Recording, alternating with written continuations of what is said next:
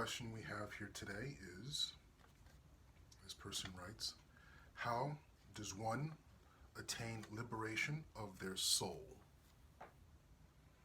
Before we go into the how, let's go into the what. What is liberation? There are two, I won't say types, one could say stages in liberation, because one is required before the other. The first is Jivan Mukti. Jivan means while alive, Mukti means liberation. Jivan Mukti means to be liberated even while we're in this body, before the soul passes to another body. Right?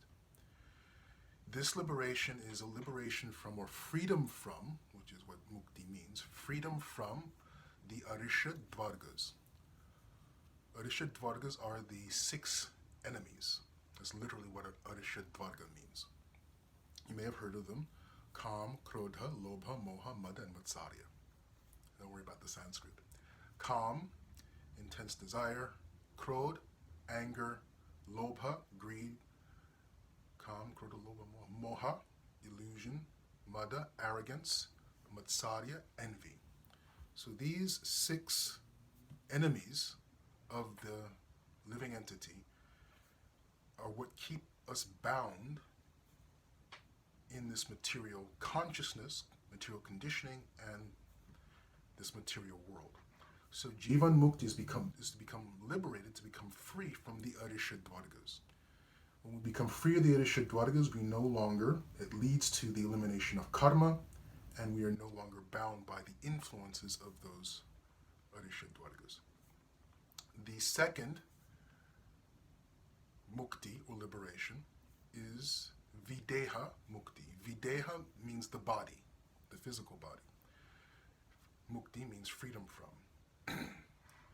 So, as I mentioned, the first, Jivan Mukti, we become free from the Arisha Dvargas. We have purified our actions, so we're no longer producing karma, because karma requires us to take another material body. That freedom from karma enables us to achieve Videha Mukti, because these bodies are products of our past karma. So if we, while living, if we come to the stage where we are free of karma, then when we pass away, when we leave this body, there is no body, there's not another body waiting for us on the other side, because these bodies are produced based on the karma we are generating now. So if we live in this life karma free, then there's no body for us to take on the other side, and we achieve Videha Mukti, freedom from the material body, and therefore freedom from samsara, the cycle of reincarnation, birth, and death. So those are the whats, if you will, of liberation. But the question was, how does one attain liberation of their soul? That's a more complex, more detailed question. I come from Chicago. The rail system all ends in what's called the Loop, downtown Chicago. They come from every corner of the city. The brown line, the purple line, the red line, so on and so forth. 5 or 6 different lines come from every corner of the city. But they all head to the Loop, downtown Chicago. That's where they end up. They turn around and they go back out. So when we ask the question, how does one attain liberation? The question is dependent upon where are you situated. If the question is, how do I get to downtown Chicago?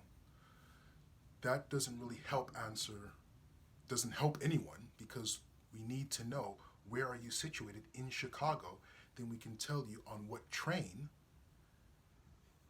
to take. Until we know what train or where you are in Chicago, we cannot tell you how to get to downtown Chicago. So the Bhagavad Gita talks about many different ways of getting to downtown Chicago. many different ways of achieving siddhaya, achieving perfection, many different types of yoga. But how you practice those yogas and which yoga practice you put emphasis on is depending upon where you are in your spiritual journey. I hope that helps.